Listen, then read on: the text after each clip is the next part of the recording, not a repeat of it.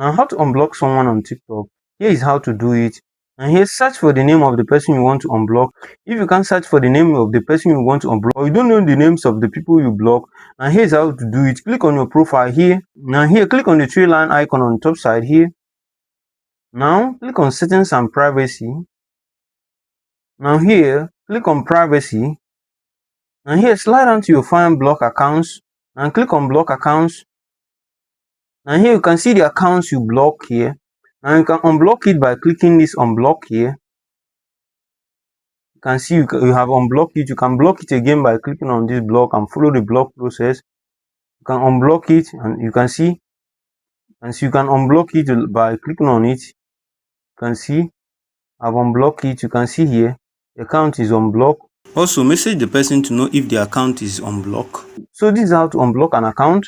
If you found the video helpful, like, subscribe, and click on the bell icon for more helpful tutorials. And check out the playlist. You know how to find tutorials on TikTok. See you there and have a great day. Peace.